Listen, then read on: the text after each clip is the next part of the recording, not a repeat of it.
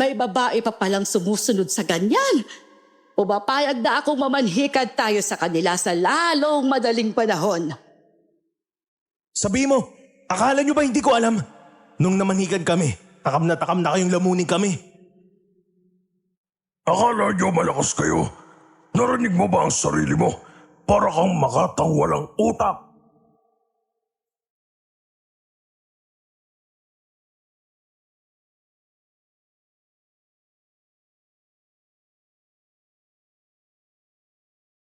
Ang pag-aasawa ay hindi parang kaning mainit na kapag nainitan ay pwede pang ilwa.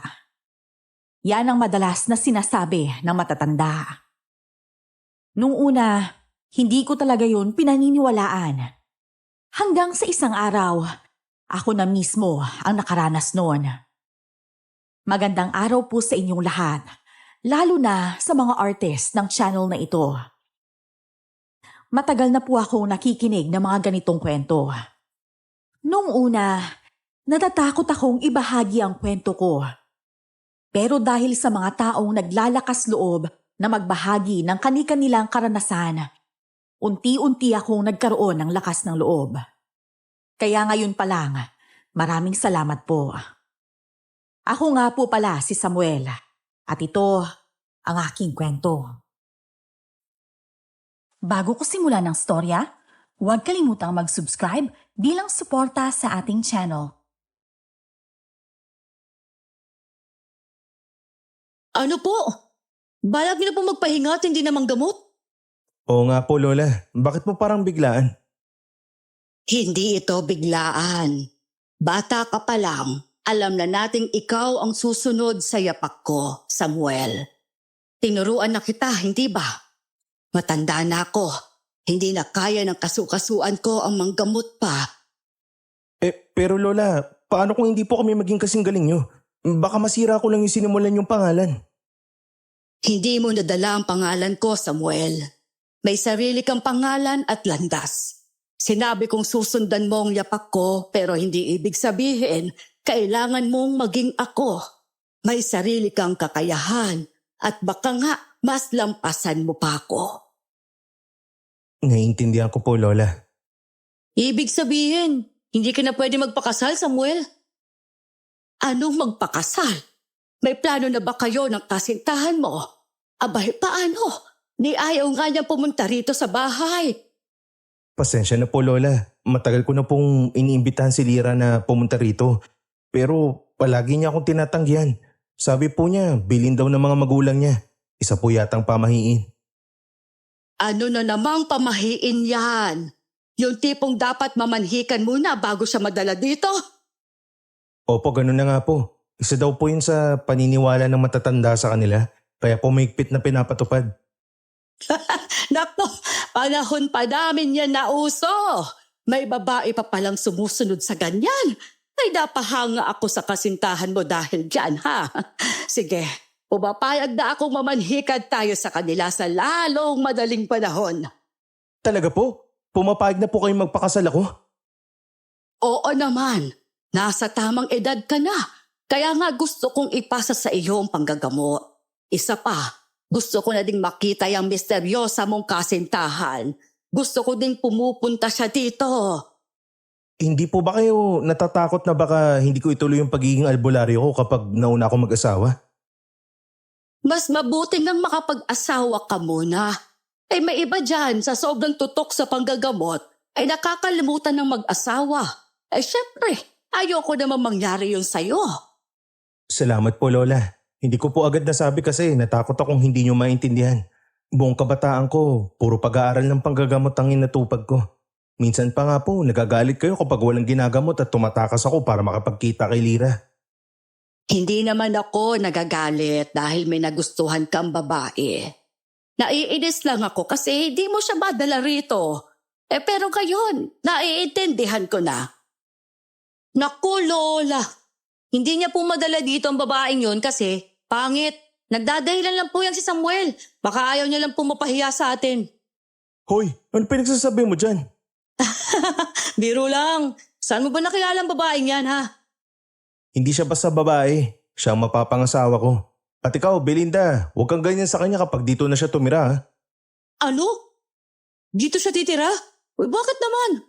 Tama lang naman yon. Sanay na rin ang mga tao na dito magpupunta para magpagamot. At dapat dito siya tumira kapag kinasal na kayo. Ako po, Lola. Aalis na po ba ako dito? Kasi magiging siya na ang kanang kamay ni Samuel eh. Belinda, alam kong hindi ka sanay makisama sa iba. Pero sanayin mo ang sarili mo. Subukan mo makihalubilo.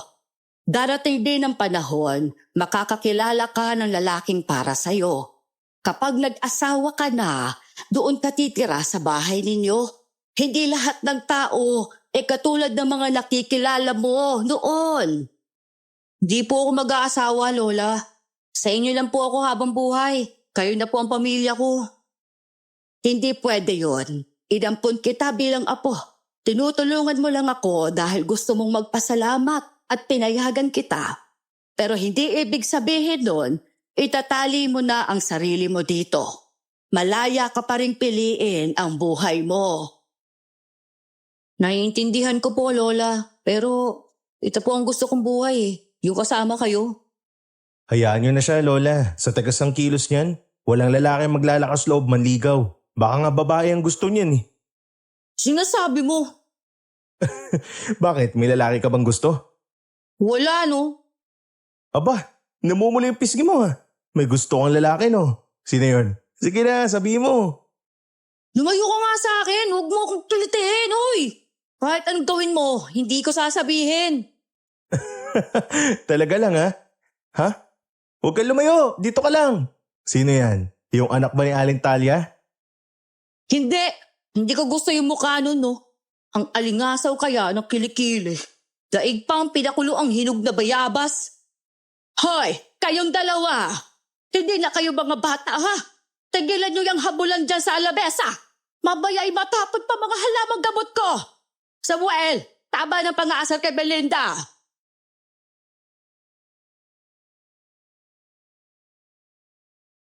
Bata pa lang po kami ni Belinda ay palagi na kaming magkasama. Inampun siya ng lola ko dahil nawalan siya ng pamilya. Isang malaking trahedya na ayaw sabihin sa akin ni Lola. Kaya naman, sanay kaming magbiruan sa isa't isa. Kahit mga dalaga't binata na kami, batang paslit pa din kami sa mata ni Lola Pilar. Siya na din ang naging alalay ni Lola, habang ako naman ay naghahasang maging susunod na albularyo sa aming angkan. Sabado ng hapon, abala kaming tatlo ni na Lola Pilar at Belinda. Ito ang araw na pupunta kami sa bahay ni Nalira para mamanhikan. 2 barangay lang ang layo ng bahay ni Nalira sa amin, kaya sumakay na kami sa tricycle. Pagdating namin doon, nahanda na ang lahat at hinihintay na lamang kami.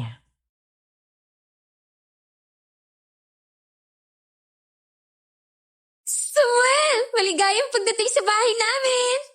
Kamusta naman ang biyahe? Mabuti hindi kayo naligaw papunta dito, ah. Magandang hapon din po, Lola Pilar. Tama po ba? Madalas po kayong kinikwento sa akin ni Samuel eh. Mano po? Napakagalang mo namang bata ka. Kaawaan ka ng Diyos. Ito nga pala si Belinda. Siya ang kinakapatid ni Samuel. Magandang araw din po sa inyo. Ay, halina po kayo. Pumasok po tayo. Atay, si Samuel po pala. Si Lola Pilar at si Belinda po. Si Tatay Nestor po pala. Tatay ko. Magandang hapon po sa inyo. Mano po? Kaawaan ka ng Diyos iyo. Magandang hapon po sa inyo, Lola Pilar at Belinda. Maupo po kayo. Maraming salamat. Mukhang madami kayong inihanda Ito nga pala ang dala namin. 3 putahe lang ito tulad ng bili ni Samuel sa amin. Ay naku, maraming salamat po dito Nag-abala pa po kayo. Kaunti nga lang yan eh. Hindi katulad ng handa nyo, napakadami at parang puro magaganda sa kalusugan. Nako, hindi naman. Masyadong ang biglaan ito. Kaya naman yan lang nakayanan namin. Wala nga din kaming inanyayahan ng mga kamag-anak dahil abala din sila sa kanilang trabaho. Sana ayos lang sa inyo. Nako, ayos lang naman. Kami nga din, walang masyadong kamag-anak kaya kami lang ang nakarating dito. Ang mahalaga naman po ay kaming dalawa ni Samuel eh. Kami naman po ang ikakasal at magsasama pagdating ng araw. Tama naman. Ang nga pala, iha. Ay sigurado ka na ba talaga kay Samuel? Lola naman po. Sa totoo lang po, matagal ko na pong sinasabi kay Samuel na magpakasal na po kami. May mga bagay pa po kasi kaming hindi magawa hanggat hindi kami ikinakasal eh. Masaya po akong malaman na sinusunod ng anak ko ang pamahiin ng pamilya namin. Bilang isang ama at ako lang po nagpalaki sa kanya, hangad ko po ang makakabuti sa kanya. Siguro naman po, Lola Pilar, nauunawaan niyo ang ibig ko pong sabihin. Tatay naman. Ano po ba yung sinasabi ninyo? Nakakahiya eh. Ayos lang yon, iha. Bilang sa amin ng lalaki, naiintindihan ko ang iyong ama. Mabuti naman po kung ganun. Halina po kayo. Simulan na natin kumain habang patuloy po natin pinag-uusapan ng kasal.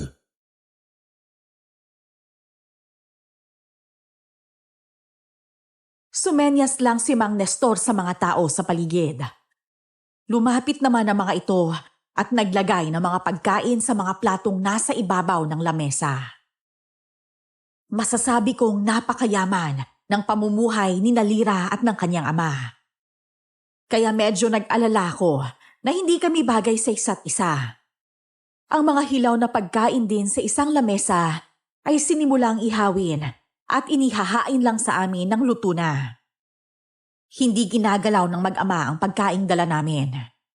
Kaya naman, ito ang nilantakan ko para hindi mapansin ni Lola. Ayoko kasing magkaroon siya ng hindi magandang tingin kay Lira at sa ama nito. Pagkatapos kumain, ay may inasikaso sandali ang mag-ama, kaya umalis sa harapan namin. Kaya naman, sinubukan kong maglakad-lakad sa paligid ng kanilang malaking bahay na bato. Mansyon na nga siguro ang tawag dito.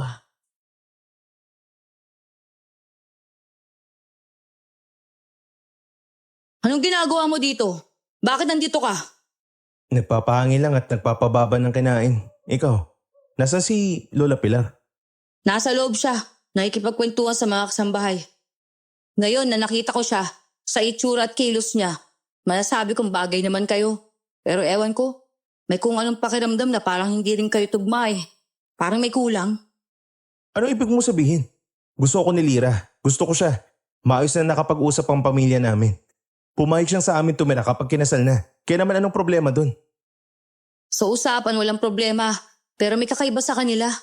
Kahit si Lola, nararamdaman niya ang kakaiba sa mga taong nandito. Rektahin mo nga ako, Belinda. Ano bang gusto mong iparating? Sa tingin ko, aswang si Lira at ang kanyang ama. Ano ba? Bakit mo naman tinatakpan ang bibig ko? Ano bang problema mo? Maghinihinig ka nga sa sinasabi mo. Alam mo naman sensitibo ang ganyang paksa sa atin, di ba? Paano kung may makarinig sa iyo at maniwala? Ang salita natin nila Lola ay mabisa at talagang pinaniniwalaan ng mga tao. Maniwala ka sa akin. Hindi ako magsisinungaling no. Nakita yan ng dalawang mga mata ko. Kanina, habang kinakain mo ang niluto ni Lola, nakatitig sila sa kutsalang inilalapit mo sa bibig mo. Habang inoobserbahan ko, napansin kong namumula ang mga mata nila tuwing nakakakagat ka ng bawang eh. Hindi mo ba napansin ha? Ni hindi nga sila tumikim? Masyado ka naman nag-iisip ng hindi maganda sa kanila. Masyadong mamantika yung mga dala nating pagkain, hindi mo ba napapansin? Ang mga pagkain na niluto nila ay masustansya at talagang pangmayaman. Kaya naman naiintindihan ko sila. Hindi! Nakita kong kumain ng hilaw na karne si Lira. Nakita yun ng dalawang mata ko. Kahit tignan mo sila doon ngayong mag-ama. Kumakain sila na parang gutom na gutom. Kulang na nga lang, tayo ang kainin nila eh. Sigurado ka ba talaga sa sinasabi mo? Oo nga. Wala akong dahilan para magsinungaling sa'yo. Alam ko naman yun.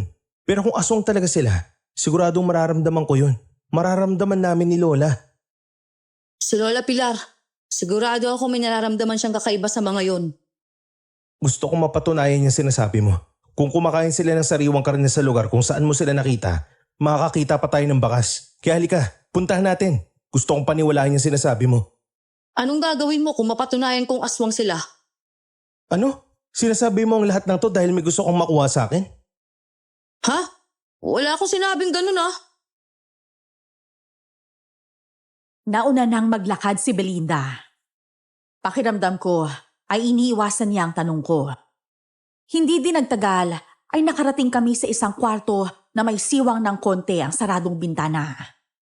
Maliwanag doong nakikita ang buong loob, pero walang kahit ano. Hindi na ako nagsalita.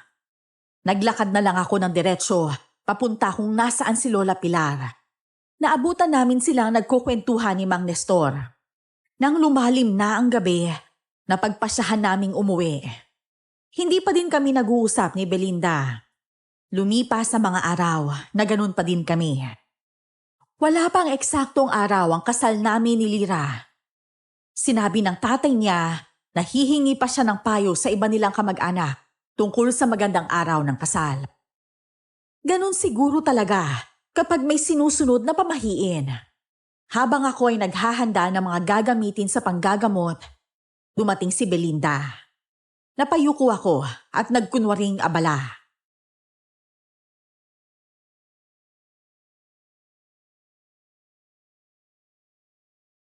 Hanggang kailan mo balak akong iwasan, Samuel? Ha? Ako? Iniiwasan ka? Hindi ah. Sadyang wala lang tayong pag-uusapan. Huwag ka nang tumanggi. Alam ko iniiwasan mo ako. Bakit? Dahil natatakot kang may sabihin na naman ako tungkol sa babaeng yon? Hindi nga siya basta babae lang. Ano ka ba? Siya ang mapapangasawa ko. Bakit hindi mo yun matanggap? Ano bang dapat kong itawag sa kanya? Ate? Ninang? Tiya? O ano pa? Anong gusto mo? Hindi ba wala namang tamang salita ang pwedeng itawag sa kanya kundi isang babae dahil hindi ko naman siya kaano-ano? Bakit hindi mo siya tawagin sa pangalan niya?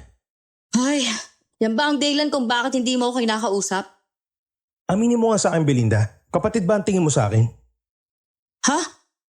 Bakit mo na itanong ang bagay na yan? Umamin ka nga. Nagsiselos ka ba dahil magpapakasal na ako? Hala siyang kapal na mukha. Hoy, hindi totoo yan ha? Kung hindi totoo, bakit hindi ka makatingin sa akin? Kapatid lang ang tingin mo sa akin. Kaya bakit naman ako magkakagusto sa'yo? Kilala na kita mula pa noon. Alam ko ng takbo ng isip mo. Kaya hanggang ngayon, iniisip ko pa din kung totoo ba ang nakita mo. Hindi siya mawala sa isip ko. Hindi ko alam kung dahil sa'yo o kung dahil si Lira ang damay dito. Hanggang ngayon, inaalam ko pa ang lahat. Kaya hanggang maaari, gusto ko tang iwasan para ayoko magkaroon ng hindi pantay na pagusga. Sinasabi mo bang pati si Lira iniiwasan mo? Hindi pa kami nakikita ni Lira. Sabi niya, pumunta sila ni Mang Nestor sa kanilang kamag-anak. Yung mga ninuno nila ang hinihingan nila ng payo sa araw ng kasal. Kaya hindi pa din kami nakikita. Ibig sabihin, ako lang ang iniiwasan mo. Hindi nga kita iniiwasan. Sige na, nasa labas na yata yung magpapagamot. Alalayan mo na lang sila pagpasok dito at alamin ang sintomas silang nararamdaman.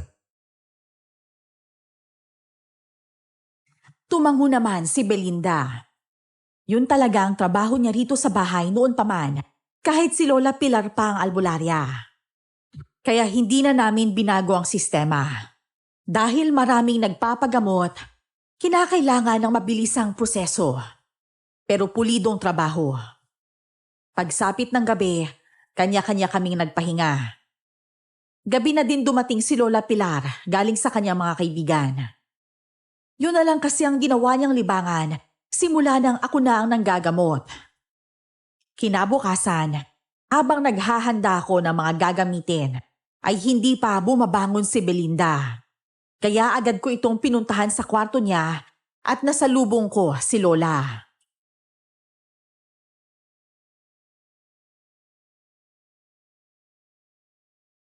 Gigisingin mo ba si Belinda?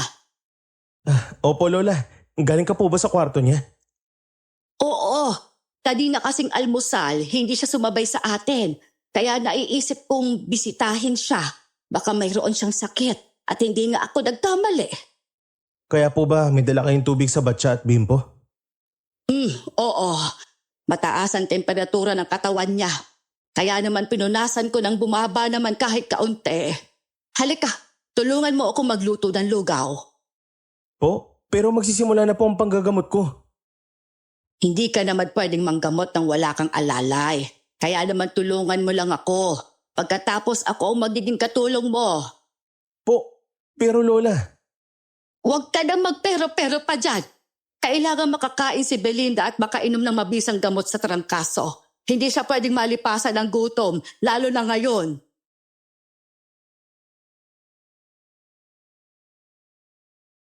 Tinulungan kong mag-asikaso si Lola Pilar. Pagkatapos ay inalalayan ko siya para magpakain kay Belinda. Panay pa nga ang hingi niya ng paumanhin kay Lola dahil hindi daw makakatulong sa panggagamot. Wala namang problema yun sa amin dahil natural lang sa isang tao ang magkasakit. Lumipas ang ilang araw pero hindi pa din siya gumagaling. Tinawas ko na din siya. At wala naman akong nakitang kakaibang sakit niya. Ilang araw pa ang lumipas at naging abala ako sa paghanap ng lunas ng kanyang karamdaman. Pero kahit anong gawin namin ni Lola, hindi pa din namin magawang magamot si Belinda. Nanghihina na ang katawan niya. Pero hindi pa rin namin matukoy ang eksaktong sakit niya. Hapon na nang may narinig akong katok. Nang binuksan ko ito, tumambad sa akin ang magandang mukha.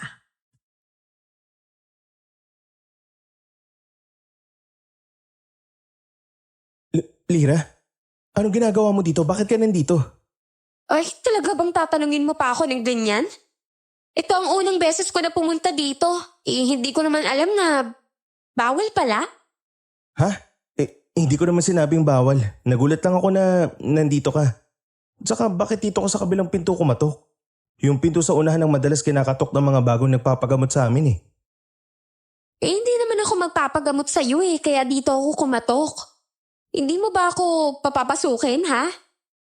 Ang tagal na natin hindi nagkikita eh. Hindi ka pa nga pumupunta dati sa dati nating tambayan. Anong nangyari sa'yo? Halika, pumasok ko muna. Wala kasi si Lola Pilar dito ngayon, umalis siya sandali. Baka mamaya pa ang balik niya. Ayos lang naman, pero hindi mo pa sinasagot yung tanong ko sa'yo eh. Anong nangyari at hindi ka pumunta sa tagpuan natin, ha?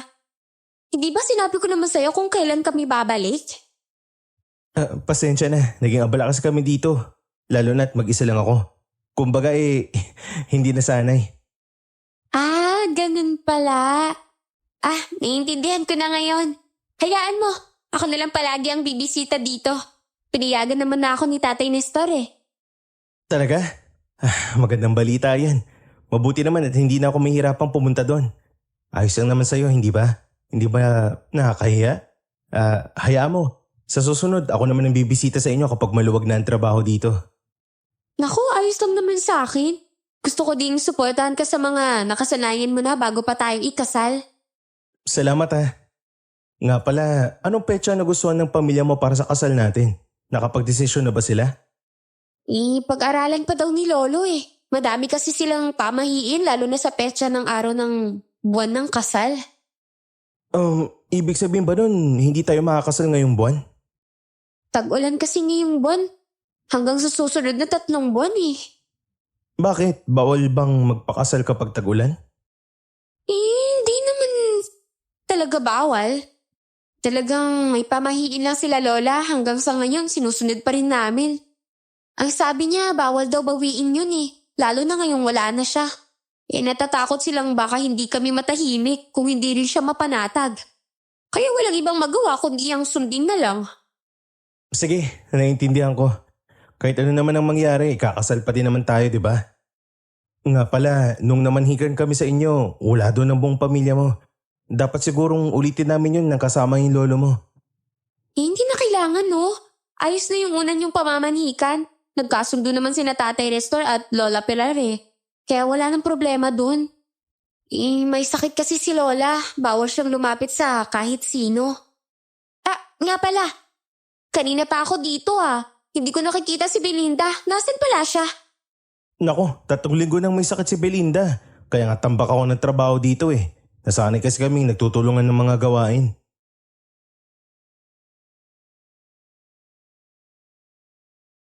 Mahaba ang naging kwentuhan namin ni Lira. Natapos lang ito nang may dumating na nagpapagamot. Magdidilim na din ang dumating si Lola. Galing daw siya sa kaibigan niyang kapwa niya albularyo. Nanghingi siya ng tulong tungkol sa sakit ni Belinda, pero maging sila ay walang magawa tungkol dito.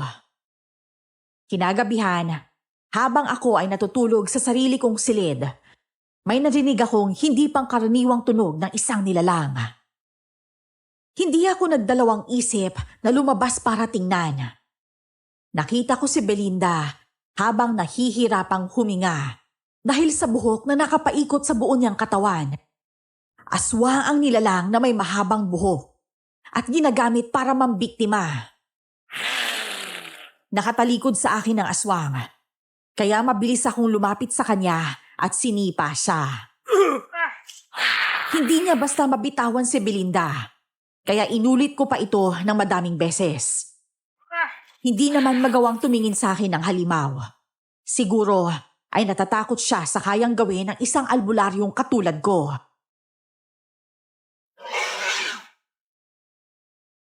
Kunin mo na si Belinda! Lola, ano po ginagawa niyo dito? Huwag niyo pong sabihin kayo ang may kagagawan kung bakit lumayas ang aswang na yun nang hindi ko tinitingnan. Samuel! Kailangan kong gawin ang trabaho ko habang hindi mo pa lubos na gamay ang pagiging isang albularyong lumalaban sa aswang. Bilisan mo ng kumilos dyan! Kailangan magdamot ang mga sugat ni Belinda! Opo, Lola. Ito na po. Nga pala, Lola. Alam ko pong aswang ang nilalang na yun. Pero ngayon ko lang siya nakita. Ano pong aswang siya? Si Lira. Siya ang aswang. Kubot. Yun ang tawag sa nilalang na yon. Hindi sila madaling makita at hindi talaga sila nagpapakita sa kanilang mga biktima. Pero bakit ang lakas ng loob niyang gawin po ito? Bakit po pumasok siya sa bahay ng albularyo? Galit, inggit, o pagkamuhi lang ang dahilan kung bakit niya ginawa ito. Kasi kung simpleng pambibiktima lamang, hindi siya namimili. Sigurado ako may malalim siyang dahilan kung bakit niya ito ginagawa. Kung ganun, bakit po natin pinatakas ang aswang? Hindi po ba dapat pinatay na natin siya? Kung lalaban ka sa kanya kanina, pwedeng ikamatay ni Belinda. Kasi ang mga hibla ng buhok niya ay patuloy na sumisipsip. Sigurado akong nasaktan ko siya sa ginawa kong orasyon, kaya siya nagmamadaling umalis. Alam ko din na ayaw niyang magpakilala sa'yo. Kasi siya si Lira. Si Lira ay aswang. Lola, ano pong gagawin natin kay Belinda? Simula nang mamanhikan tayo sa pamilya ni Lira, naging ganito na siya. Palagi niya sinasabing aswang si Lira. Pero hindi ko po magawang maniwala. Alam ko pong alam niyo kung sino ang aswang sa hindi. At isa pa, hindi niyo po ako papayagang magpakasal kay Lira kung aswang siya. Yun po talagang pinangahawakan ko. Tama na. Hindi pa natin alam kung anong nangyayari kay Belinda. Ang sabi ng kaibigan kong albularyo, pwede daw na may galit ang sinumang nilalang sa iyo. Pwedeng ginagamit niya si Belinda para maghiwalay kayo ni Lira. Ano po? Sinasabi niyo po na pwedeng may aswang ang gusto ko tapos gusto niyo maghiwalay kami ni Lira? Ayaw niya may kasal kami kaya niya ginagawa to? Hindi po ba mas dapat kung ituloy ang pagpapakasal? Tama. Kung talaga mahal mo si Lira, ipaglaban mo siya. Pero gusto ko, habang hindi pa kayo kasal, sanayin mong sarili mo sa paggawa ng iba't ibang orasyon. Marami akong ituturo sa iyo at hahanap tayo ng tamang orasyon para sa sakit ni Belinda. Lola, masama po ba kung gagamitin kong orasyon para mahanap ang nilalang na gumawa nito kay Belinda? Talaga? Gagawin mo yan? Bakit bigla ka pong natuwa? May bago po ba dun? Hindi po ba kung ako ang may kasalanan kung nangyayari yan sa kanya, dapat ako din ang gumawa ng paraan para maalis po? Tama ka naman dyan. At natutuwa akong makita ang mahalaga din sa iyo, si Belinda. Kapatid na po ang turing ko sa kanya. Mahalaga na po siya sa akin at gagawin kong lahat para matulungan po siya. Mabuti naman kung ganon. Akala ko talaga natakot ka ng magmahal ng isang kapatid dahil hanggang ngayon hindi mo pa rin mahanap ang sarili mong kapatid. Marami na po tayong ginawang paraan. 2 dekada na siyang nawawala kaya sa tingin ko po hindi na natin kailangang umasa pa. Bakit? Sa tingin mo ba patay na siya? Hindi po. Pakiramdam ko ay buhay pa siya at ginusto niyang hindi umuwi dito. Matalino po si Tim. Kahit bata pa siya nang mawala, kung lumaki po siya at nagkaisip, sana tinulungan niya din po tayong mahanap ang sarili niya. Tama ka naman dyan.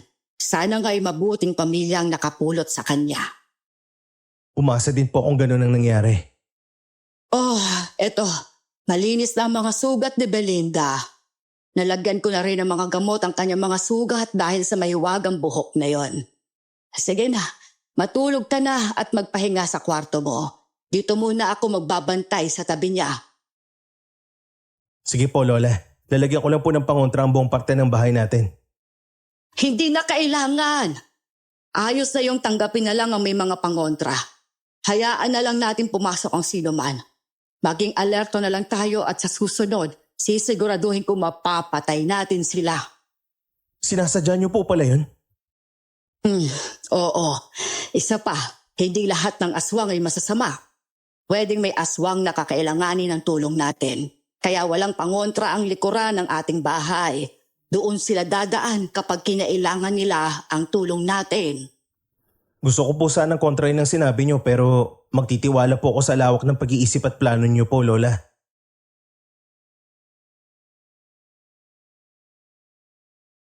Umalis ako nang may ngiti sa kwarto ni Belinda. Nakatulog naman siya ng mahimbing habang ginagamot ni Lola kanina. Hindi ako natulog. Nagpunta ako sa kwarto kung saan kami nang gagamot ni Lola. Tanggapan ito kung tawagin.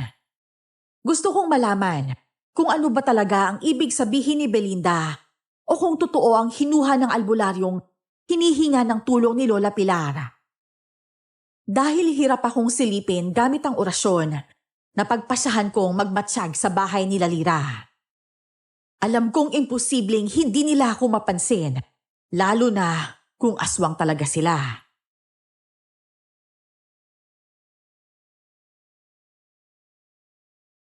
Oh, Samuel, bagong gising ka lang ba o hindi ka pa natutulog? Bakit ang aga sa tanggapan? May nagpagamot ba, iho? Hindi ko man lang narinig na may tumawag. Wala pa po, Lola. Bale, kagabi, diyan po ako tumuloy para subukan ng mga orasyong itinuro niyo sa akin. Desidido po akong malaman na tungkol sa mga aswang at sa kalagayan ni Belinda. May pakiramdam din po kung may kinalaman ito sa kapatid ko. May isang orasyon po na may lumabas ng binatang lalaki. Totoo ba yan? Kamukha mo ba siya? O baka naman kasing taas mo din siya? Hindi ko po magawang makita ang mukha niya. Nakita ko lang po nakatalikod siya sa akin. Para po bang handa siyang talikuran ako ng tuluyan? Dalawa po ang tsorya ko. Ang lalaking yun ay may gusto kay Lira at gusto kaming maghiwalay. O siya ang kapatid ko. Pero naisip ko pong magaan sa pakiramdam kaya mukhang hindi siya kaaway. Mabuti naman kung ganon. Hindi ko lang naiisip na ganito kakaaga magiging ganyan mag-isip. Pakiramdam ko'y mas magaling ka nga higit sa akin dahil may tiwala ka sa sarili mong pakiramdam. Oo, saan nga pala ang punta mo niyan?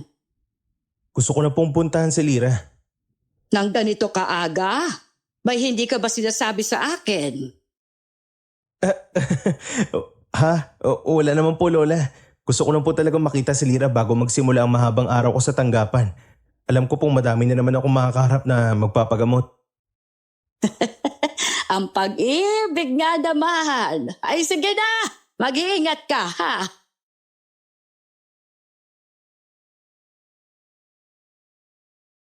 Tumango ako at nagpasalamat kay Lola Pilar. Sa bukiran ako dumaan dahil yun ang pinakamalapit na daan papunta sa barangay ni Nalira. Isa pa, sa likuran lang yon ng kanilang malaking bahay. Kaya naman, alam mong hindi nila ako mapapansin. Hindi din nagtagal ay natanaw ko ang paligid ng bahayan nila. Mabuti na lang at ang bukiran na pwesto ko ay mataas. Burol na ito kung tawagin nila, kaya walang masyadong bahayan. Habang pinagmamasdan ko sila, wala namang kakaiba, lalo na sa mga taong nandun. Gumagawa ng gawaing bahay, nagwawalis, may nagpupunas ng pader. Parang mga normal na tao lang silang gumalaw. Walang kakaiba sa kanila, lalo na't walang senyales ng pagiging aswang. Habang kampante ako nagmamatsyag, may kamay na pumatong sa balikat ko.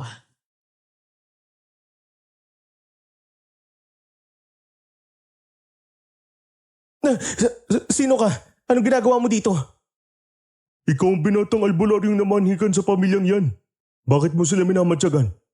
Diskumpiyado ka ba sa pagkakakilala mo sa iyong mapapangasawa? Kilala mo ako? Sino ka ba? Anong ginagawa mo dito? Tanyag kayong maglola. Kaya sinong hindi makakakilala sa inyo? Tsaka teka lang. Ang dami kong tanong sa'yo pero tanong lang din ang sinasagot mo. Sa tingin ko, hindi tama yun. Sandali nga lang, bakit casual ka makapag-usap sa akin? Mukha namang mas matanda ako sa'yo ah. Sadyang malaki lang ang pangangatawan mo. Hindi naman kita kapatid kaya bakit kita tatawagin kuya? Kung tatawagin ba kitang manong, papayag ka ba? Mukhang hindi ka pa naman nagkakaanak kaya paano? Ano yung tatawag ko sa'yo? Ha? Sabi nila, matalino ka raw at madiskarte.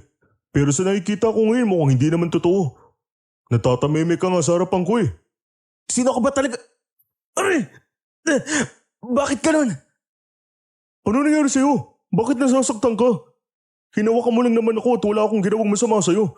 Para kung akong Huwag! Huwag mo akong hawakan. Magsabi ka ng totoo. Masama ka bang uri ng aswang? Ano? Nasabi mong aswang ako dahil lang nasaktan ka ng hawakan ako? Umalis ka nang sa harapan ko kung ayaw mong patayin kita. Bilang isang albularyo, makatuwiran ako. Hindi ako nananakit ng inosenteng aswang. May inosenteng aswang ba? Ano sinasabi mo? Ang sabi ko, mauna na ako sa'yo. Nga pala, sa mansyong yan ako nagtatrabaho bilang taga-selby nila. Kaya kung ako sa'yo, mag-iingat ka. Ano? Sandali lang. Uy! Sino ka ba? Kahit anong sigaw ko sa kanya, ay hindi na siya lumingon pa. Hindi ko naman magawa siyang sundan dahil pakiramdam ko ay mapapansin ako ng mga tao sa mansyon ni Nalira. Hindi ko alam, pero pakiramdam ko ay magsusumbong ang lalaking yon. Kaya lang, kinakabahan pa rin ako. Kaya nagmadali akong umuwi. Pagdating sa bahay, nadatnan ko si Lira na kausap si Lola Pilar.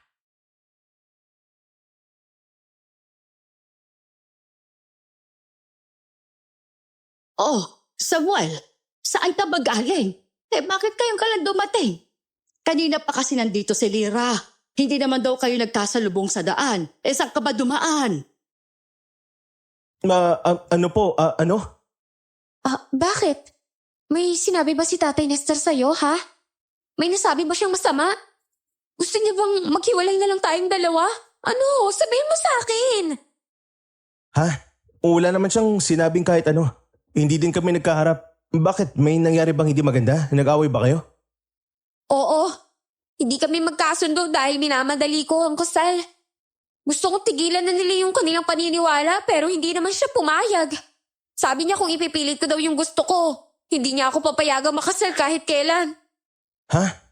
Bakit ka nga ba nagmamadaling may kasal tayo? Hindi ko naman hiningi ang bagay na yun sa'yo ah.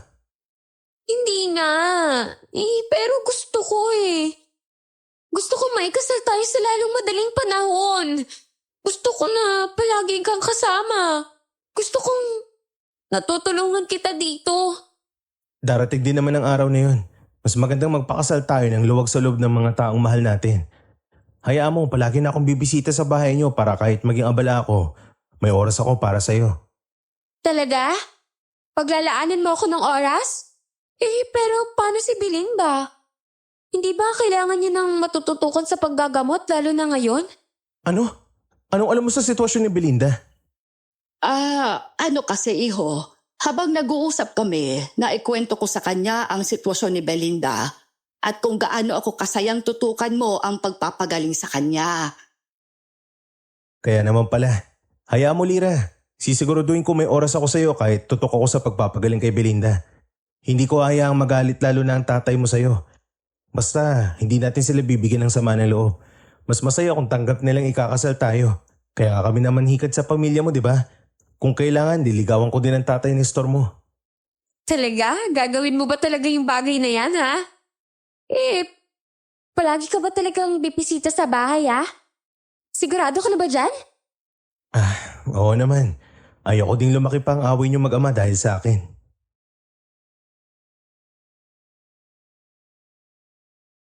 Kita ko ang tuwa sa mata ni Lola Pilar at Lira habang nasa harapan ko. Hindi din nagtagal si Lira. Umuwi din siya bago magtanghalian. Ako naman, ay naging abala sa panggamot buong maghapon. Ganon din si Lola na nakatutok sa pagpapagaling ni Belinda. Halos hindi din niya magawang kumain. Kaya sobra talaga akong nag-aalala. Sa mga sumunod na araw, palagi ako maagang gumising para bumisita kina Lira. Nanatili ako doon ng 2 oras at umuuwi din sa bahay para manggamot. Pinagbawalan din ako ni Lola Pilar na kumain. Nakakahiya daw kapag ginawa ko yon, lalo na at hindi din kumakain si Lira kasama kami. Sumunod na lang ako dahil baka isa din yon sa pamahiin ni Lola.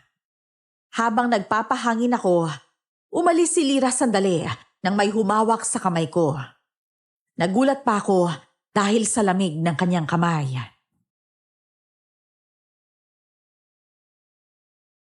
Iho, nabalitaan ko ang nangyari sa anak ko.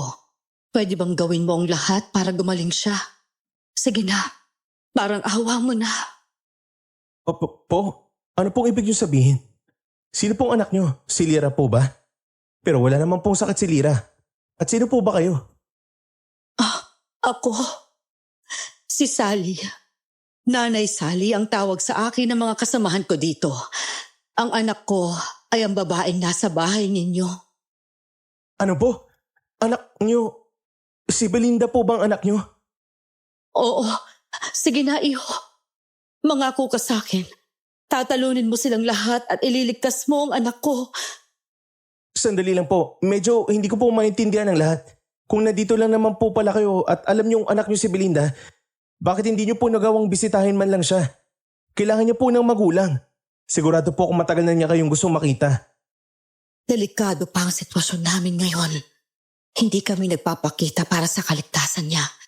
Kaya naman pakiusap, iligtas mo siya sa kakaibang karamdaman na nararamdaman niya. Sigurado akong sila ang may kagagawa ng lahat na nangyayari sa kanya. Sino po ang sila na tinutukoy niyo? Bakit kayo nagmamadali magsalita? Kumalma po muna kayo. Tapos pag-usapan po natin to ng malinaw. Kung kailangan niyo po ng tulong ko, mas maganda po di ba na dapat alam ko ang buong pangyayari? Basta, yun lang ang hiling ko sa'yo. Magaling kayong maglola, kaya alam kong magpapagaling ninyo siya. Magtitiwala ako, lalo na sa'yo. Pero sandali lang po. Nagmamadali nang umalis ang babaeng lumapit sa akin. Medyo kinakabahan ako sa mga binitawan niya.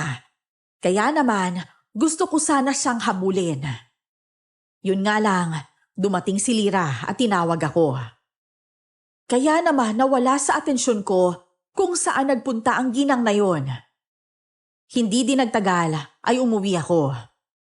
Sinubukan kong gumamit ng orasyon para makilala ang babaeng yon gamit ang amoy na naiwan niya sa kamay at braso ko. Pero wala akong nakuha. Doon ko nalaman na isa siyang aswang.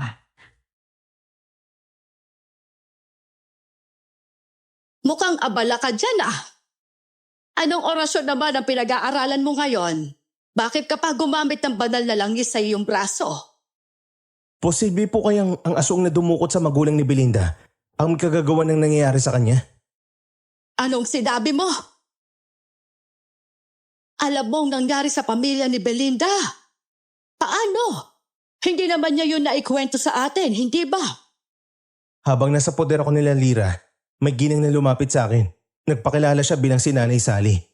Nakiusap siya sa aking alagaan ng kanyang anak at siguraduhin gumaling.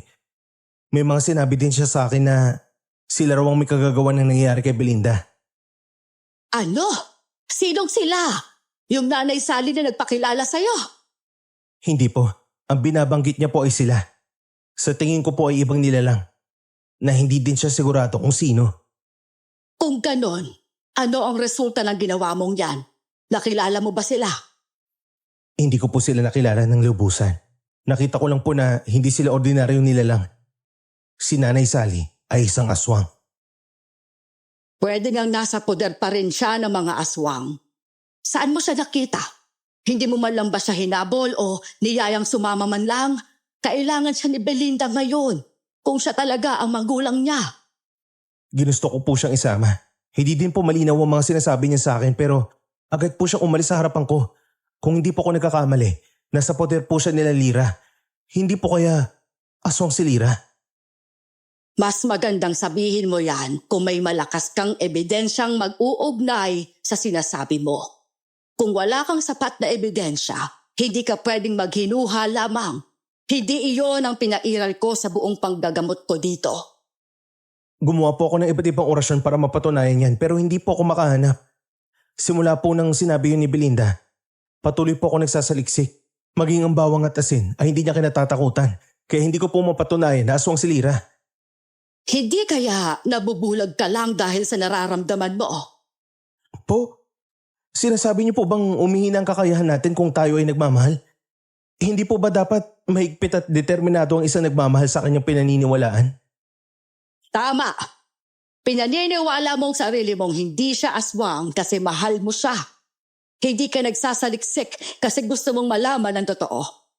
Nagsasaliksik ka kasi gusto mong mapatunayan na mali si Belinda.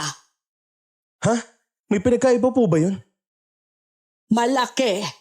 Malaking pagkakaiba noon, Samuel. Sandali nga po, Lola. Alam niyo din po bang aswang si Lira? Sandali lang. Naririnig mo ba yon? May mga paparating. May kumakatok nga po, Lola.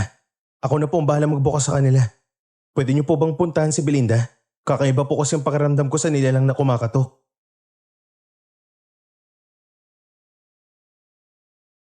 Hindi naman nagdalawang isip si Lola na pumunta sa kwarto ni Belinda. Ako naman ay dahan-dahang binuksan at pinakiramdaman ang nilalang sa likod ng pintuan. Hindi ko pa nabubuksan ng buo ang pintuan ay bumagsak na ang nanghihinang katawan ng kung sino. Nataranta ko at napasigaw. Kaya naman, nagmamadaling lumapit sa akin si Lola Pilar. Pareho naming inalalayan ang lalaking nanghihina at puno ng dugo sa katawan. Maging ang kanyang mukha ay ganun din. Karamdam din ako ng sakit sa palad ko nang hawakan siya, pero hindi ko yun ininda. Kumuha si Lola ng malinis na tubig at bimpo, habang ako naman ay nagsagawa ng mga pamahid sa mga sugat niya. Pantao ba yan? Hindi po, Lola. Pwede po ito sa kanila. Paano mo nalaman? Pakiramdam na naman ba? Hindi po. Kapag nakakahawak po ako ng aswang, parang kinukuryente ang kamay ko. Mas malakas ang enerhiya ng aswang. Mas malakas po ang sakit na nararamdaman ko. Ano? Talaga? Madalas mo namang hinahawakan si Lira, hindi ba? Opo, pero hindi ko po nararamdaman ng ganong senyales sa kanya. Kaya po hindi ako naniniwalang aswang siya. Hindi ko alam na ganoon mo pala siya talaga kamahal. Maging ang katawan mo ay nabulag na rin. Ano po? Ano po? Nasaan ako? Tulungan niyo po ako. Papatayin po nila ako. Nandito ka sa bahay ko.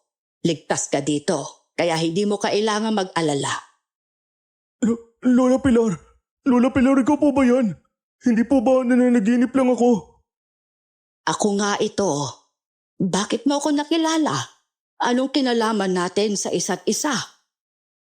Lola Pilar, si kuya po. Nasaan po ang kuya ko?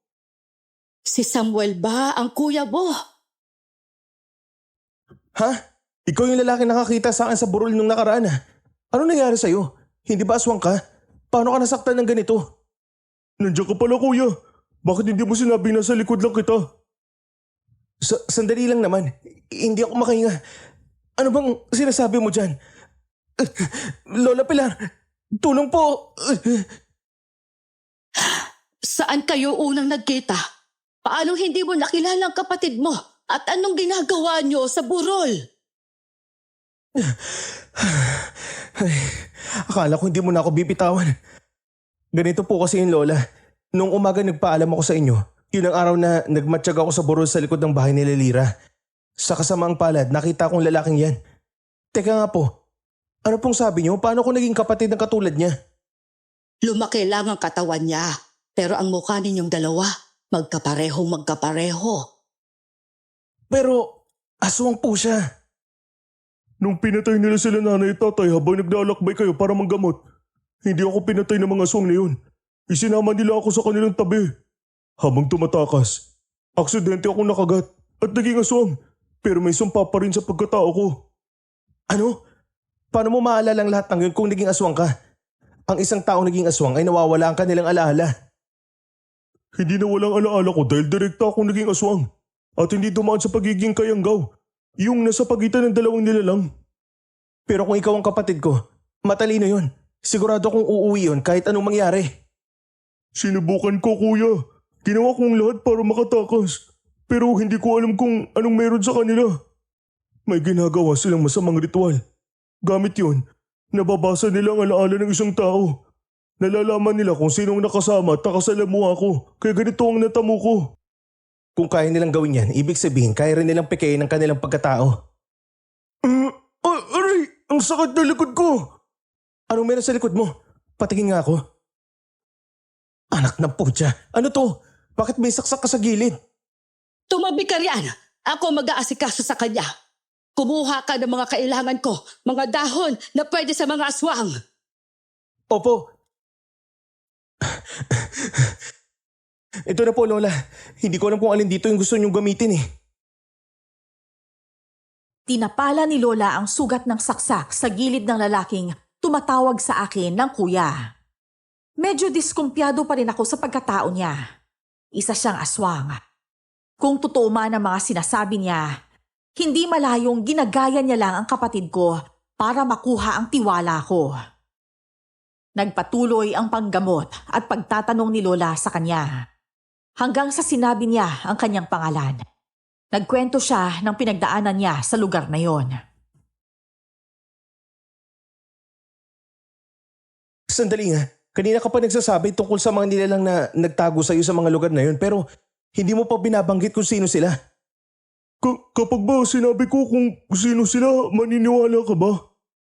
Tim, ang kuya mo ay bulag lang sa pag-ibig pero marunong siyang makinig sa suwestyon at paliwanag. Kaya pwede mong sabihin sa kanya.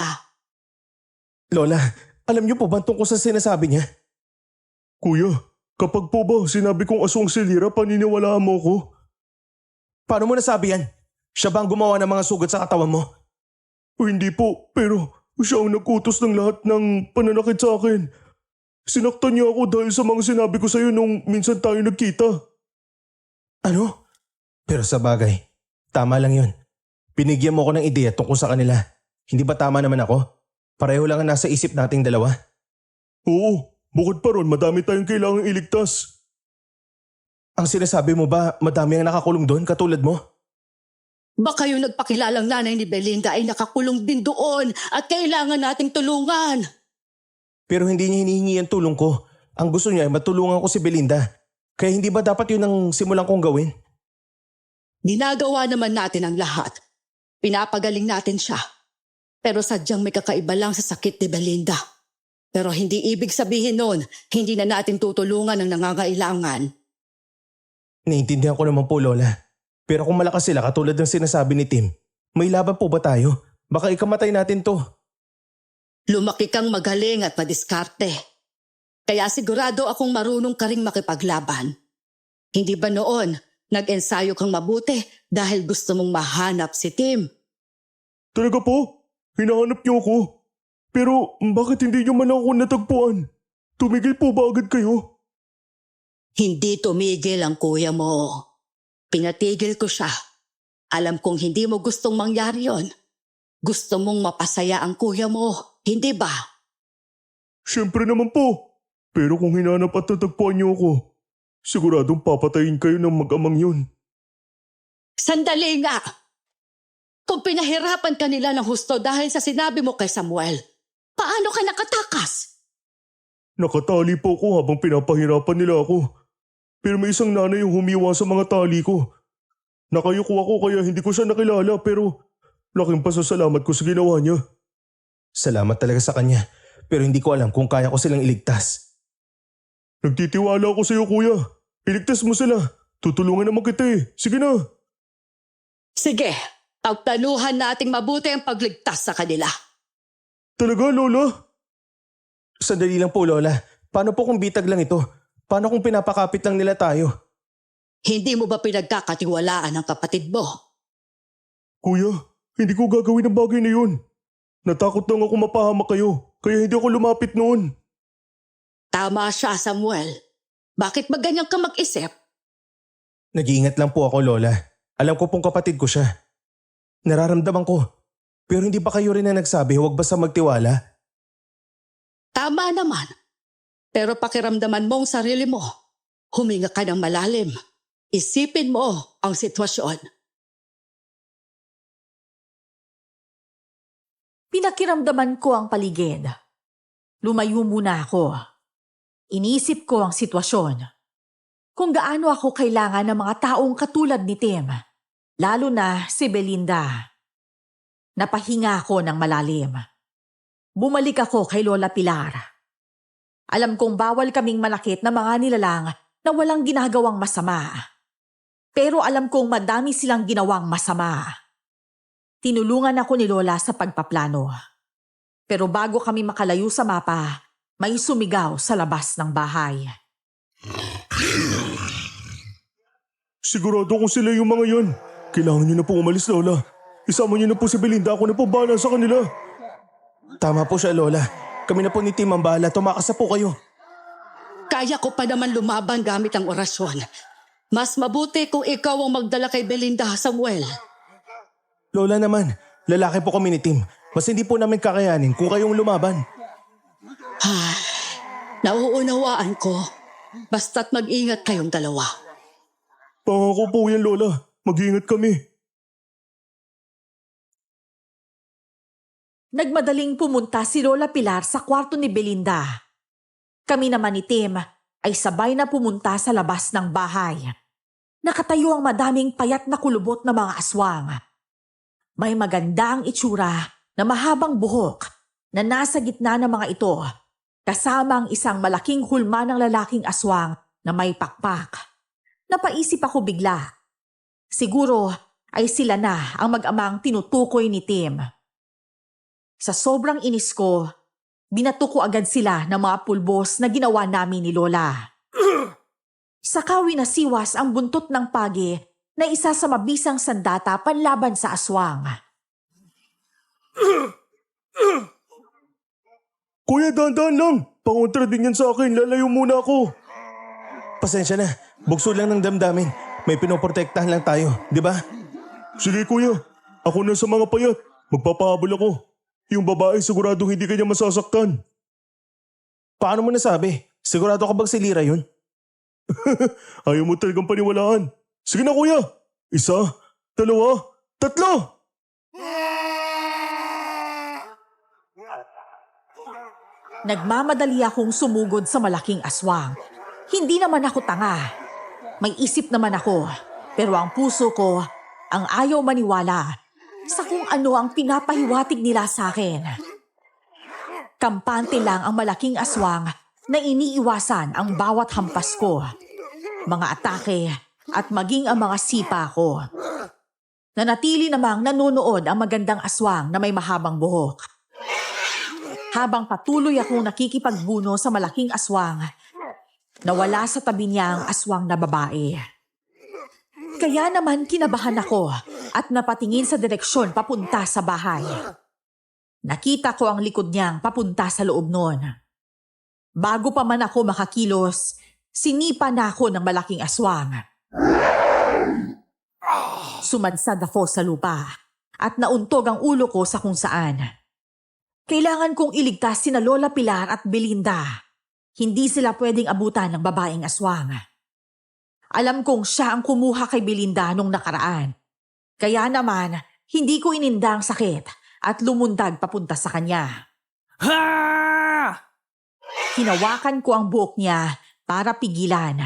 Pero napasigaw lang ako dahil sa sakit. Nasugatan ako ng matalas niyang buhok. Saan ka pupunta? Akong kalaban mo. Pinunit ko ang laylayan ng damit ko at tinali ang kamay kong may sugat. Bago pa man ako makalapit sa babaeng aswang, ay hinawakan na ako sa kwelyo ng malaking aswang. Sinampal niya ako sa mukha at binato sa malayo. Namilipit ako sa sobrang sakit. Pinilit kong tumayo at kinuha ang nakalagay sa bulsa ko. Isang maliit na kutsilyong may orasyon. Sinipat ko ang layo ng malaking aswang at binato ito sa kanya. Narinig ko ang daing niya dahil sa sakit. Natamaan siya sa kanyang balikat at habang inaalis niya ito, nasasaktan din siya. Kaya naman nakita kong bumagsak siya sa lupa. Kinuha ko ang pagkakataong yon para tumayo. Inayos ko ang sarili ko at tiningnan ang paligid. Wala sa paligid ang babaeng aswang. Wala din ang madaming payat na aswang. Siguro ay hinabol nila si Tim na mabilis kumilos dahil aswang siya. Akala mo ba mapapatay ako ng maliit na bagay na ito? Kung hindi ka niyan mapapatay, bakit hindi ka makagalaw? Sabi mo, ikaw ba si Mang Nestor? Anong dahilan nyo? Akala nyo ba hindi ko alam? Nung namanigan kami, takam na kayong lamunin kami. Akala niyo malakas kayo? Hindi niyo alam na aswang kami kung hindi lang tama ang anak kong babae. Hindi talaga mananalong kasamaan sa kabutihan. Hindi kami magpapalinlang sa inyo. Narinig mo ba ang sarili mo? Para kang makatang walang utak. Mabilis na hinugot ng malaking aswang ang nakatarak sa balikat niya. Saka sumigaw ng malakas at tumayo. Malalaking hakbang ang ginawa niya papunta sa akin. Kinuha ko ang natitirang pulbo sa bulsa ko. Binato ko ito sa mukha niya. Pero nakapagbuga lang siya ng malakas na hangin. Ang hangin na yun ay sobrang baho at hindi talaga pangkaraniwan. Kaya naman napayuko ako. Bago pa ako makatingin sa kanya, ay may malakas na suntok akong naramdaman sa ulo ko. Sa sobrang lakas ay bumagsak ako sa lupa. Kita ko ang galit sa kanyang mga mata. Kasunod nun, ang pag-amba niya sa akin ng kanyang mahabang kuko para saksakin ako. Hindi ako magalaw. Napako ako dahil sa sobrang sakit ng suntok niya kanina. Kaya naman, wala akong ibang nagawa kundi ang pumikit at tanggapin ang magiging kapalaran ko. Nakarinig ako ng pagsaksak sa kalamnan, pero hindi ko naramdaman ang sakit. May mahinang pag-inda din akong narinig, pero hindi yun mula sa akin. Kaya naman minulat ko ang mata ko at nakita kong nakatayo si Tim sa harapan ko. Nakayuko siya paharap hanggang sa unti-unti siyang natunaw sa hangin. Hindi! Tim! Bakit mo ginawa yon? Anong ginawa mo hayop ka sa kapatid ko? Hindi ko kasalanan kung gusto kang iligtas ng kapatid mo. Kasalanan mo kung bakit siya namatay. Magbabayad ka! Halimaw ka! Ha! Sa sobrang galit ko, ay tinadyakan ko siya ng sobrang lakas. Binigay ko ang lahat ng lakas ko. Kasabay noon, ang pagkuha ko ng ilan pang kutsilyo sa bulsa ko. Mabilis kong pinagsasaksak sa katawan niya. Kasabay ng mga sipang, alam kong hindi niya maiiwasan. Hindi ko na malayang umiiyak ako habang ginagawa yon. Saka ko lang nalaman nang malasahan ko sa aking bibig ang alat ng luha ko. Unti-unti ding bumagsak sa lupa ang halimaw. Nang nakahiga na siya, lumundag ako at inapakan ang mga kutsilyong may orasyon para lumubog ito sa katawan ng aswang. Nakarinig ako ng malakas na hiyaw at pagdaing sa sakit, pero wala akong pakialam. Walang awa ko pa siyang pinagsusuntok sa mukha hanggang sa wala na akong masuntok. Sa sobrang sama ng loob ko, hindi ko na malayang naging isa na siyang abo sa lupa. Ikaw ba si Lira? Ikaw ba ang babaeng pakakasalan ko? Huwag ka namang panggap! Alam kong aswang ang buong angkan nyo. Gusto mo lang ako mapangasawa para mapalapit sa amin. Para patayin kami, hindi ba? Hindi sumagot ang magandang aswang na nasa harapan ko. Kaya naman mabilis akong lumapit sa kanya. Pero hinampas lang niya ako ng kanyang mahabang buhok palayo. Natumba ako sa lupa. At muling ininda ang sakit ng likod kong natamo ko kanina sa pakikipaglaban. Hindi pa din ako nagpatinag. Alam kong may asin pa ako sa bulsa ko. Kaya naman kinuha ko ito at sinaboy sa mukha niya at mga buhok niyang papalapit sa akin.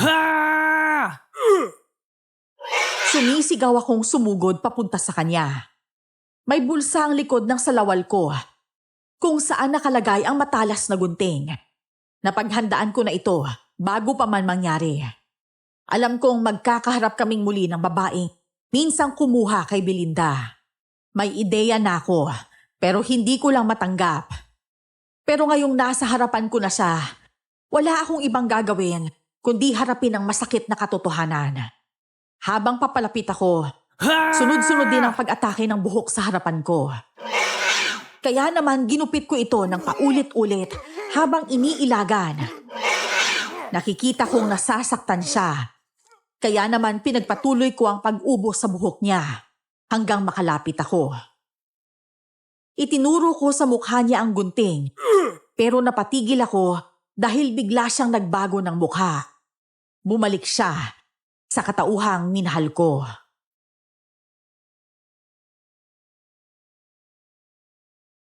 Wag! Maawa ka sa akin, Samuel! Huwag mo akong patayin! Lira, ikaw nga ba talaga? Oo! Ako nga ito, Samuel! Artis! Lira! Ano nangyari sa'yo? Hoy! Sino bang umampas sa kanya? Lola Pilar? Ano po ginagawa niyo rito? Pasensya na po kung nasigawan ko po kayo. Bakit ba hindi mo magawang kontrolin ang damdamin mo?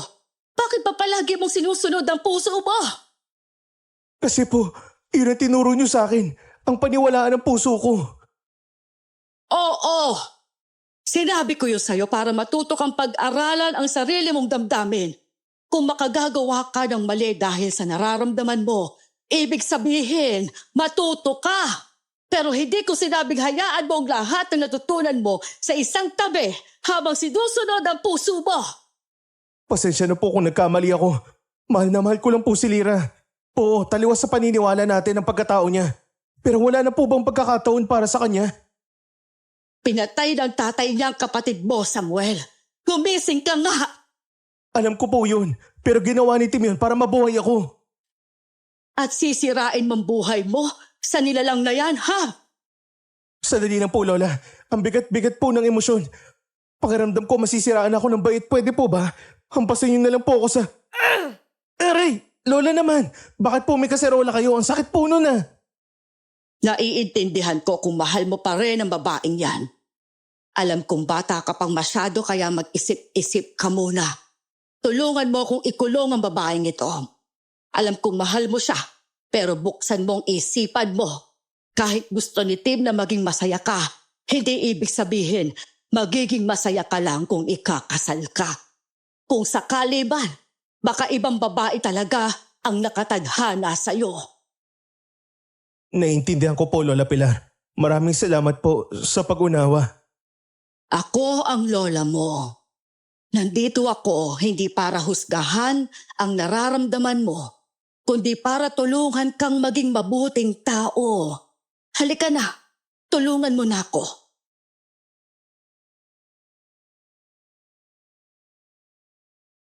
Binuhat namin si Lira papunta sa isang kwarto. Nilagyan ni Lola ng iba't ibang orasyon ang kwartong yon. Ang mga malalaking itak namin na gawa sa pilak ay itinusok niya sa pintuan. Nakita ko din na maayos na nakahiga si Belinda nang mapadaan kami sa kwarto niya. Sa mukhang nakikita ko, mukhang hindi na siya nahihirapan. Bigla ko namang naalala ang kapatid ko. Kanina, habang nasa harap ako ni Lira, nawala yung sakit na nararamdaman ko sa pagkawala niya. Hindi ko alam kung dahil ba sa nabigyan ko siya ng hustisya sa pagpatay sa aswang na si Nestor o dahil nang ibabaw lang talaga ang pagmamahal ko sa babaeng kaharap ko.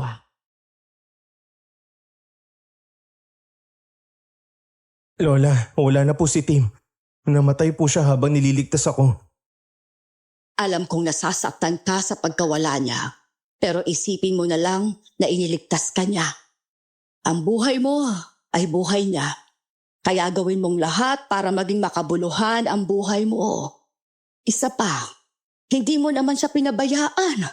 Pinatay mong nagpahirap sa kanya. Siguradong masaya si Tim na wala nang matutulad sa kanya dahil sa katapangan mo. Salamat po, Lola. Pero hindi ko po natupad ang pangako ko sa inyo. Hindi ko siya nailigtas. Kung mas naging magaling lang sana ako, sana hindi siya namatay. Tinupad mo ang pangako mo. Para sa akin, ngayong may aral ka ng dadalhin habang buhay, ay sapat na yon. Opo, Lola. Hindi na po ako magpapabulag sa pagmamahal. Pagbabayaran ko si Lira sa kasalanan niya. Sisiguraduhin kong lahat ng mga masasamang aswang ay magbabayad. Hindi na po ako papayag na may buhay pang masira. Kung ganon, puntahan natin ang kuta nila. Sinabi ni Tim na madaming taong nakakulong doon. Nandoon din ang nanay ni Belinda. Sigurado po kung bago sila sumugod dito, naitago na nila ng maayos sa mga bihag nila. Kaya hayaan niyo po kung kausapin si Lira. Sigurado ka bang hindi ka magpapauto sa kanya? Hindi na po ako mangangako. Gagawin ko na lang po ang makakaya ko. Itinuro sa akin ni Lola ang mga orasyong ginawa niya para mabuksan ang pintuan. Mahina ang katawan ni Lira nang makita ko siya. Ang buhok niya ay hindi pa din tumutubo. Dahil siguro ito sa orasyong ginawa ni Lola sa kanya.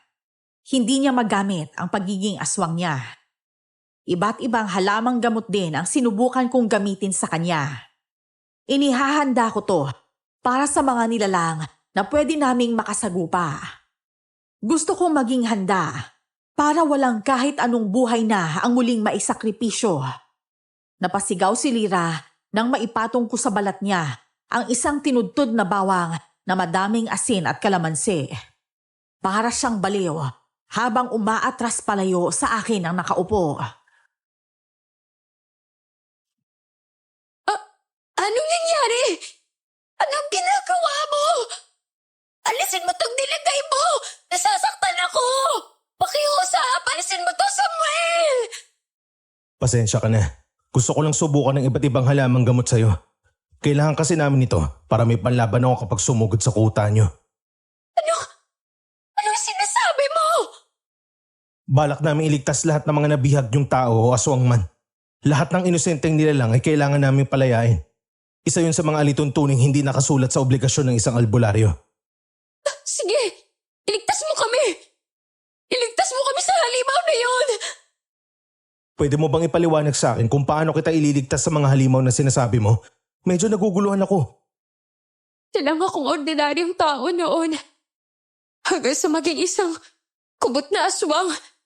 Nakagat ako ng asawa ni Tatay Nestor. Dahil hindi ko makontrol ang kakayanan ko noon, nasaktan ko siya hanggang sa napatay ko.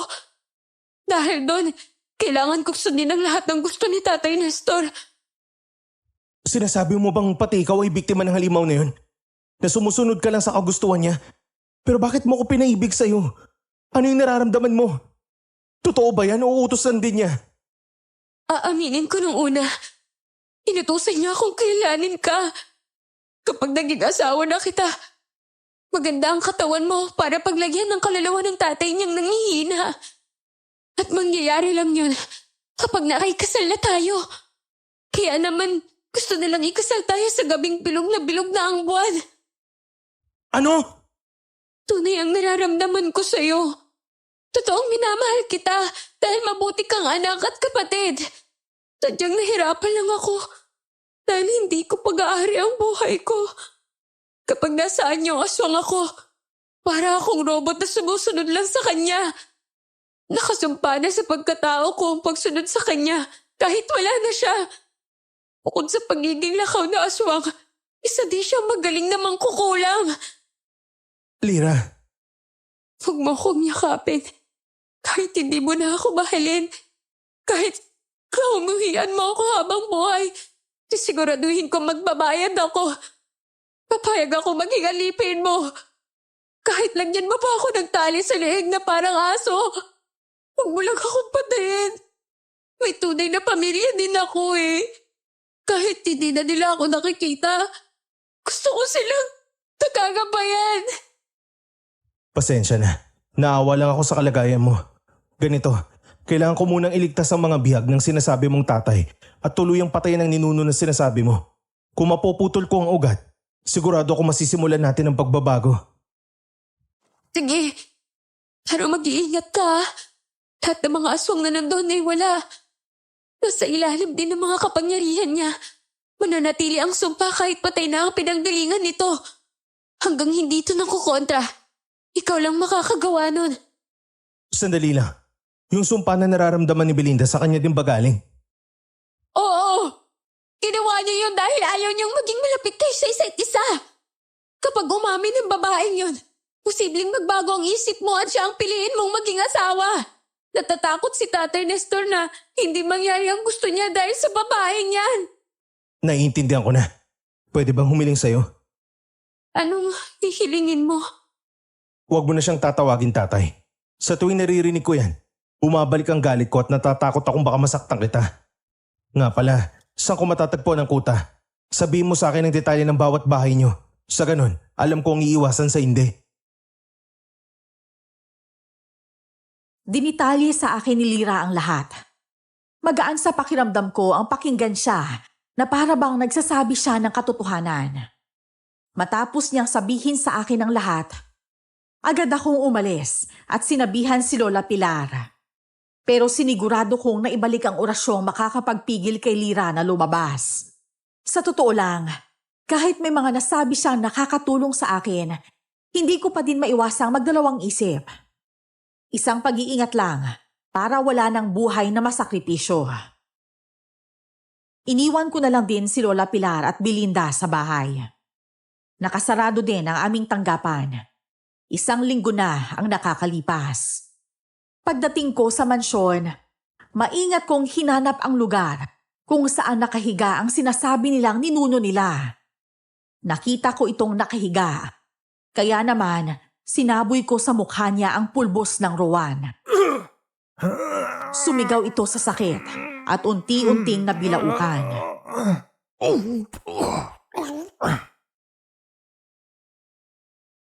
Ikaw pala, iho. Tumakas ka na dahil papunta na dito ang mga halimaw na yon. Ikaw po pala, Nanay Sally. Buti wala kang sumpa ng pagsunod mula sa mga halimaw dito. Ano nangyari? Dahil hindi ako naging matigas ang ulo. Hindi ako nagpapakita ng pagsuway sa kanila. Kaya hindi nila ako naiisipang lagyan ng mga sumpa na yan. Naisip ko kasing mas malaki ang tsansa na makasama kong anak ko kung mananatili akong buhay. Lahat ng mga sumusuway dito, pinapatay nila. Kaya ikaw, lumayas ka na. Pinatay mo ang ninuno nila. Hindi mo ba alam na mahalaga sa kanilang manatili ang buhay? Patay na po si Hector. Namatay na po siya habang naglalabang kami. Kaya ang mga aswang na nabihag at nasa ilalim ng sumpa niya ay aalisin ko. Tulungan mo akong harapin sila. Imposible yun.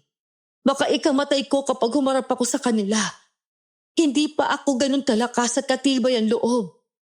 Kung ganun, magtago ka na lang po. Kailangan mo pong maging ligtas hanggang makauwi tayo. Kailangan ka po ni Belinda. Sigurado ka bang kaya mo? Opo, hindi po ako pupunta dito kung hindi. Sige na po, naririnig ko na ang mga sigawan nila. Mukhang malapit na po sila. Sige, mag-iingat ka ha.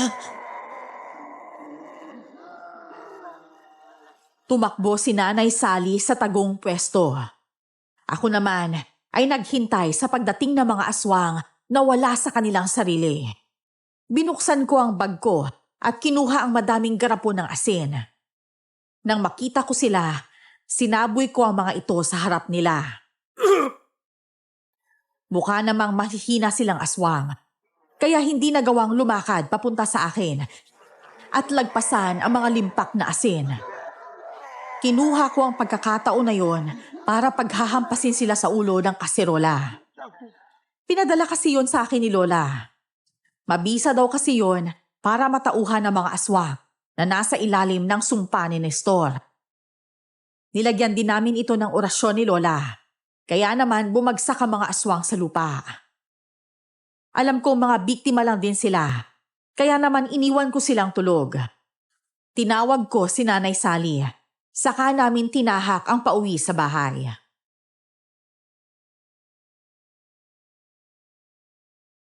Anong ginawa mo? Bakit hindi mo pinatay ang mga yun? Mga aswang sila na pumapatay sa mga tao. Mga biktima lang din po sila ng nilalang na si Nestor. Pinatay ko na siya, kasama ang kanyang ama. Siguro po isapat na yun para palayain ng lahat. Kasama na po kayo. Gusto ko pong bigyan sila ng pagkakataong mabuhay. Pero mga aswang kami. Siguro nga po mga aswang kayo. Kung titignan ng iba, kakaiba kayo sa aming mga tao. Pero anong pinagkaiba ng aso sa pusa? Bakit po sila pwedeng mabuhay pareho sa iisang mundo? Tama ka naman dyan. May puntong sinasabi mo. Kung magiging mabuti silang aswang, pwede silang mabuhay kasama ng mga tao. Pwede ka pong mabuhay kasama ang anak mo pong si Belinda. May isip at puso ka po. Kaya mong kontrolin ang sarili mo. At yun din po ang ibibigay kong pagkakataon sa kanila. Paano kung may ilan sa kanila ang pumatay? Paano kung may ilan sa kanila ang taliwas ang paniniwala? Ang orasyon na ginawa namin ni Lola ay may kasamang isang palatandaan. Gamit ang mga kasangkapan namin bilang albularyo, malalaman namin kung gumagawa sila ng masama at mabuti. Talaga namang pinapahanga ninyo akong maglola. Masaya kung kayong nakatagpo sa kanya at inampun ninyo siya. Siguradong nagkaroon din ng ganyang pag-iisip si Belinda. Masaya din po kaming matagpuan kayo. Alam naming lalabanan ni Belinda ang sakit niya kapag nalaman niya nasa tabi niya kayo.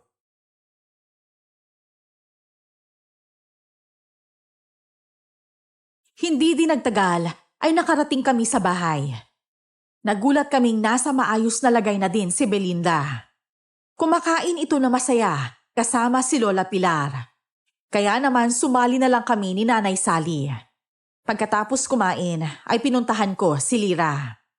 Humingi siya ng tawad sa lahat ng nagawa niya at nangakong hindi na mananakit ng kahit sino. Naawa naman si Lola Pilar kaya pinayagan niya itong lumaya. Kahit masakit sa akin, hinayaan ko siya.